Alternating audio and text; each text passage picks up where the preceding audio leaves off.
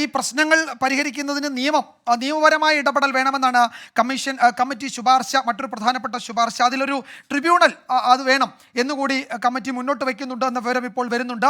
ഈ സർക്കാരിന് സമർപ്പിച്ച റിപ്പോർട്ടിൽ അത്തരം ഒരു ശുപാർശ കൂടിയുണ്ട്. ഈ സിനിമയിൽ അവസരത്തിനായി കിടക്ക പങ്കിടാൻ ആവശ്യപ്പെടുന്നതായും മറ്റു തരത്തിലുള്ള ചൂഷണങ്ങൾ നേരിടുന്നതായും ഇതിൽ പലരും പരാതിപ്പെട്ടിട്ടുണ്ട്. ആ പരാതിയുടെ വിവരങ്ങൾ കമ്മിറ്റിക്ക് നൽകിയിട്ടുണ്ട്. പക്ഷേ അതിലെ മൊഴി അതേ നിലയിൽ ഉൾപ്പെടുത്താൻ ഈ പുറത്തു വന്ന റിപ്പോർട്ടിലില്ല എന്നുകൂടി പ്രേക്ഷകരെ അറിയിക്കുകയാണ്. ഇതിന് പിൻബലം നൽകുന്ന ചില രേഖകൾ, വിവരങ്ങളൊക്കെ ഇതിൽ ഹാജരാക്കിയിട്ടുണ്ടെന്ന റിപ്പോർട്ടുകൾ കൂടി വരുന്നുണ്ട്.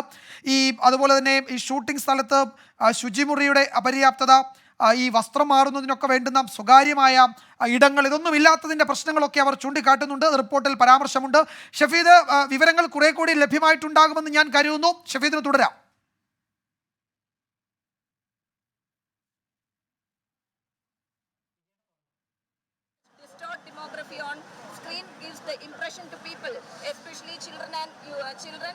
പ്രശ്നങ്ങൾ, അതുപോലെ മലയാള സിനിമയിൽ സ്ത്രീകൾ നേരിടുന്ന കടുത്ത വിവേചനം, ലഹരി മരുന്നിൻ്റെ ഉപയോഗമടക്കം വലിയ വലിയ പ്രശ്നങ്ങൾ മലയാള സിനിമയിലെ സ്ത്രീകൾ നേരിടുന്നുണ്ട്. അതിനെപ്പറ്റി വളരെ വിശദമായി തന്നെ ഈ കമ്മിറ്റി സർക്കാരിന് ശുപാർശ നൽകിയിട്ടുണ്ട്. നമ്മൾ ഓർക്കണം, ഇപ്പോൾ പുറത്തു വന്നിരിക്കുന്നത് കമ്മിറ്റി സർക്കാരിന് നൽകിയ ശുപാർശകളുടെ പ്രധാനപ്പെട്ട വിവരങ്ങളാണ്. കമ്മിറ്റിക്ക് ലഭിച്ച പരാതികളുടെ അടിസ്ഥാനത്തിൽ കമ്മിറ്റി എത്തിയ നിഗമനങ്ങളുടെ വിശദാംശങ്ങളാണ്.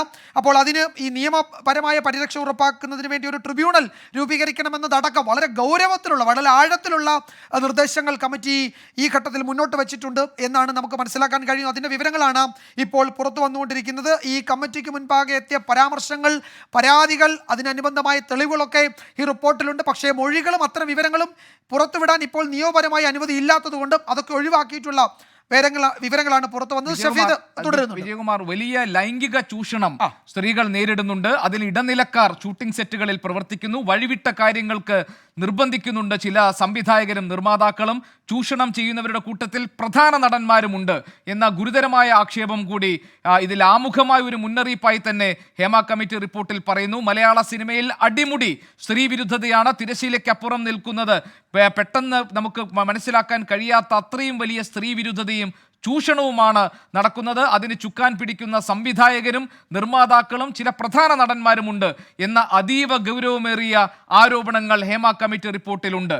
ഷഫീദ് റാവുത്തറിന് കൂടുതൽ വിവരങ്ങൾ പറയാം. ഷഫീദ്.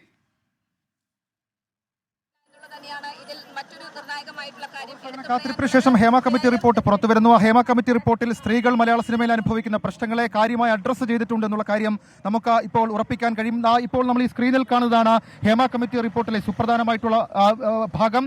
അതിൽ കൃത്യമായി തന്നെ പറയുന്നുണ്ട്, domesticity or carrying the triple burden of domesticity, അതായത് ഈ സ്ത്രീകളെ സ്ക്രീനിൽ ചിത്രീകരിക്കുന്നതിലടക്കം വലിയ തരത്തിലുള്ള പ്രശ്നങ്ങൾ അത് സംഭവിക്കുന്നു, അതുണ്ട് എന്നുള്ള വിവരം ഇപ്പോൾ ഹേമ കമ്മിറ്റി റിപ്പോർട്ടിൽ പറയുന്നുണ്ട്. അതിന്റെ കണ്ടെത്തലുകളുടെ ഭാഗമാണ് നമുക്കിപ്പോൾ സ്ക്രീനിൽ കാണാൻ സാധിക്കുന്നത്. അതിൽ എടുത്തു പറയുന്ന കാര്യം, അതായത് സ്ത്രീകളെ ചില കാര്യങ്ങൾക്ക് നിർബന്ധിക്കുന്നു എന്നടക്കമുള്ള കാര്യങ്ങൾ, അത് വലിയ വലിയ വലിയ ഗൗരവമുള്ളൊരു വിഷയമായി അത് ഉൾപ്പെടുത്തുന്നുണ്ട്. മാത്രമല്ല, the way woman R represented on screen is also problematic. അങ്ങനെ പറയുമ്പോൾ സ്ക്രീനുകളിൽ, സിനിമകളിലെ സ്ക്രീനുകളിൽ സ്ത്രീകളെ ചിത്രീകരിക്കുന്നതിലടക്കം വലിയ പ്രശ്നമുണ്ടെന്ന് ഹേമ കമ്മിറ്റി ഇപ്പോൾ കണ്ടെത്തിയിരിക്കുന്നു എന്നുള്ളത് ഏറ്റവും പ്രധാനപ്പെട്ട കാര്യം. their roles are very often tied up with domestic roles, അതായത് ഈ സ്ത്രീകളെ സിനിമകളിൽ ചിത്രീകരിക്കുമ്പോൾ അവരെ ഉൾപ്പെടുത്തുമ്പോഴടക്കം ചെറിയ ആലോചിക്കുന്നുണ്ട്. Repeatedly seeing heroines external appearance stereotyped as lanky and sexy in several movies. തുടരുക. ഇപ്പോൾ മന്ത്രി സജി ചെറിയാൻ സംസാരിക്കുന്നു.